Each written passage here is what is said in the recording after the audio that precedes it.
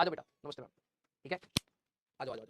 नमस्ते बेटा, नमस्ते। ये हाँ, हमारे अर्जुना की क्लास चल रही है वैसे तो, ठीक है। तो आपका नाम क्या है? कहाँ से हो बेटा? एक बार बेटा सारे सारे जरा सीरियस हो जाओ, आज बहुत शैतानी कर रहे थे मैम ये, ठीक है। तो आज इनको थोड़ा सा धमका के पढ़ाना पड़ रहा है। आ जा इधर, कैमरे में आ जा तू, ठीक है। तो एक बार जरा सारे बच्चे सीरियस रहो, ठीक है। हाँ, सारे बच्चे एक बार सीरियस।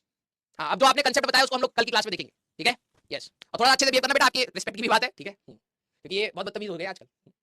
यस, आ जाओ। तो देखो आपको हेलो आ रहा है, आप अपना एक बार इंट्रोडक्शन दो। इंट्रोडक्शन में ये जरूर बताना कि कैसे आपकी जर्नी रही, ठीक है। ऑल्दो मेरे को पता है आपने अभी इंटरव्यू दिया है, आई थिंक अलग सर से मिले हो, ठीक है। मिल लिया अलग सर से, कैसा लगा? अच्छा लगा। तो एक और यार, एक और माइक देना, एक और माइक दे दो। ये माइक का पास में रखना है, ठीक है। तो हाँ देखो, कांग्रेचुलेशंस कांग्रेचुलेशंस आ रहा है, ठीक है। आईटी दिल्ली मिला बेटा आपको, Yes. ठीक है। ब्रांच कौन सी है? Electrical engineering. Electrical engineering. अब जरा ध्यान से सुनना। तो आज अलग सर से मिलकर आए हैं, ठीक है। पहले अपने बारे में प्रॉपर इंट्रोडक्शन दो, कैसी तैयारी रही, क्योंकि इनको थोड़ा सा मोटिवेशन फील होनी चाहिए कि आपकी जर्नी कैसी थी, कैसे आपके मार्क्स आए 11th, क्योंकि 11th के बच्चे हैं, तो 11th में आपसे क्या क्या गलतियां हुई, सारा अपना बताओ, ठीक है। फिर हम लोग बात करेंगे।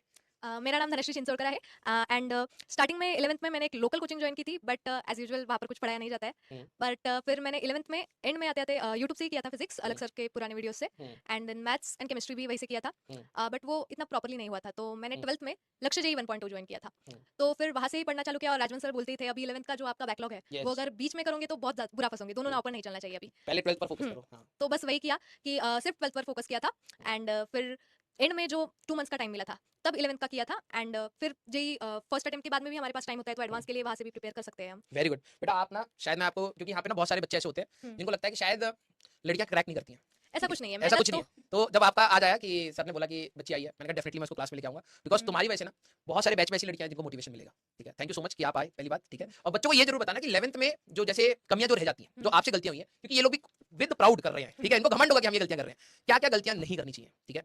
जो भी आपको लगता है प्लीज बताओ, क्योंकि आपका इंटरव्यू तो बाहर आएगा ही, तो डिटेल में सर ने बात किया ही हुआ है ना। जो आपको लगता है कि आपको बतानी चाहिए, बिल्कुल बताओ कि 11th में क्या गलतियां नहीं होनी चाहिए।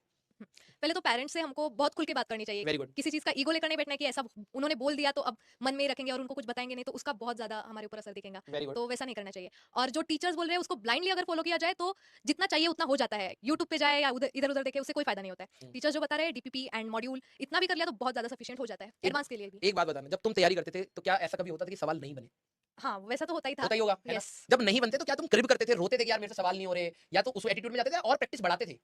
उसी क्वेश्चन जो नहीं हो रहा उसमें ज्यादा भी टाइम दिया स्टार्टिंग में नहीं हो वेरी रहा तो क्यों नहीं हो रहा क्या कंसेप्ट रॉन्ग हो रहा है और हम्म। आप हमेशा बताते थे अगर वो नहीं आ रहा तो उस कंसेप्ट को जाकर देखो और उस पर और क्वेश्चंस लगा यस, तो वैसे करने से हमारे जो टॉपिक्स होते हैं वो बहुत ज्यादा स्ट्रांग हो जाते हैं वेरी गुड। तो वैसा कर सकते हैं हम और अगर कोई कुछ चीज हमको आ ही नहीं रही है तो उसे उस टाइम के लिए होल्ड करके फिर हम बाद में भी उसके बारे में सोच यस, सकते हैं मैं इनको कई बार बोलता हूँ कि जब आप प्रिपरेशन करते हो तो प्रिपरेशन बहुत टफ है, देखा जाए तो बहुत सारे टॉपिक्स हैं, बहुत सारे चैप्टर्स हैं और बहुत सारी चीजें सोचनी पड़ती है, तो कई बार कुछ चीजें नहीं समझ आती, उसका लोड नहीं लेना है। फॉर द टाइमिंग, चलो ठीक है, कल देखेंगे, परसों देखेंगे, एक महीने बाद देखेंगे, लेकिन वो एटीट्यूड आपका हमेशा पढ़ने वाला होना चाहिए। कितने घंटे पढ़ते थे?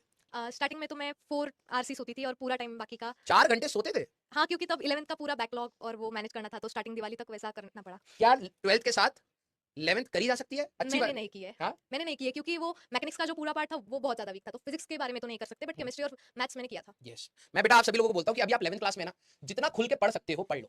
आपके 4-5 चैप्टर छूट रहे तो कोई दिक्कत नहीं, लेकिन जितना कर रहे हो वो अच्छे से कर लो। पता है क्यों? क्योंकि जब आप 12th में जाओगे ना, यहाँ पे एडेड एडवांटेज होगा। कई सारे बच्चे जैसे होते हैं ना, वो 12वीं में स्टार्ट करते तो इतना स्ट्रगल देखना पड़ता है, 4-4 घंटे तुम बस सोए हो। अगर वही चीज 11th में थोड़ा सा पहले और बेटर कर लिया होता तो तो कितना बहुत रिलैक्सेशन होता, है ना। बहुत एंड में भी अगर आपके पास 4-5 चैप्टर भी और जुड़ जाते हैं ना, कि ऐसा लगता है यार चलो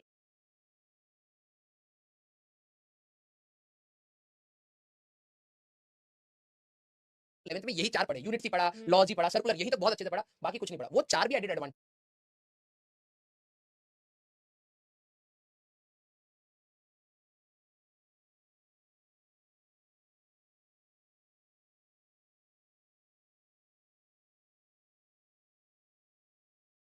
होते हैं। ये पता क्या होता है, बच्चे का पूरा 11th खराब हो जाता है और पूरा 11th जब खराब होता है तो फिर से दोबारा स्टार्ट करने में कई बार दिक्कत आती है। टेस्ट वेस्ट देते थे? हाँ टेस्ट पूरे दिए थे सारे टेस्ट दिए थे? और सारे दिए डीपीपी? थे डीपीपी भी पूरी करती थी रोज का काम रोज करेंगे तो कोई प्रॉब्लम नहीं होगी डमी थे या स्कूल जाते थे? डमी डमी हमारे यहाँ सभी कॉलेज डमी होते हैं हाँ, तो ये थोड़ा सा देखो, ये क्योंकि ये डमी और रेगुलर में फंसे पड़े हैं। बेटा देखो, ये डमी का एक एग्जांपल है जो सक्सेसफुल हुआ है। मैं आपके पास स्कूल वाले बच्चे भी लेके आऊंगा जो सक्सेसफुल होते हैं। मैं हर बार क्लास में यही बात बोलता हूँ कि अगर आपके अंदर ये क्लैरिटी है ना कि आपको एक रैंक लानी है और उसके लिए क्या करना पड़ेगा, आपको बैठना पड़ेगा, घिसना पड़ेगा, कई बार सवाल नहीं होंगे, फ्रस्ट्रेशन होगी, लगाना पड़ेगा। अगर आप सिंसियर हैं तो आप डमी के साथ भी अच्छा कर जाएंगे, आप स्कूल के साथ भी कर जाएंगे। कोई आपका ऐसा नोन में जिसने स्कूल के साथ भी रैंक लिया हो? नहीं क्योंकि ऐसा कोई आप उस सर्कल में शायद नहीं हो, नहीं ठीक है। लेकिन मेरे पास ऐसे कई सारे एग्जांपल हैं बेटा जो school going, even I was the example, मैं स्कूल गोइंग था और मेरे एक ही बारी में सिलेक्शन हो गया था, ठीक है। अच्छा, एक और ये है कि बुक्स एक्स्ट्रा बच्चे पूछ रहे स्टार्टिंग में 11th में जब मैंने ज्वाइन नहीं की थी बैच तब हम्म। सिंगेज ली थी हैं। बट नहीं हुई थी बहुत बल्कि किताब है। हम्म, मैं इनको बताता हूँ ना, पता है हम लोग जब बोलते हैं ना तो बच्चा को लगता है कि अच्छा ऐसा जबरदस्ती बोल रहे हैं, लेकिन रियलिटी है आप स्टार्टिंग में बहुत मोटिवेटेड होते हो तो आपको लगेगा भाई मैं करूंगा, क्योंकि फिर केमिस्ट्री भी अपना पीक पर आएगा, उसके में भी बहुत सारे सवाल प्रैक्टिस करने हैं, फिजिक्स भी पीक पर आएगा, मैथ्स भी पीक पर आएगा, तब टाइम ही नहीं मिलता इन सब चीजों। आपको लगता है भाई क्लास डीपीपी मॉड्यूल इतना ही कर ले बहुत हो जाता है? केमिस्ट्री के लिए की थी पर मैंने। हाँ, वो केमिस्ट्री में क्या है ना, थोड़ा जल्दी हो जाते हैं सवाल, हाँ, ठीक है। इसलिए। मैथ्स और फिजिक्स में तो बिल्कुल नहीं बन पाएगा, स्टार्टिंग में कुछ चैप्टर्स के लिए कर भी लेगा बच्चा, हम्म। फिर वो छूटना ही छूटना है, फिर वो बुक साइड में पड़ी रहती है। वही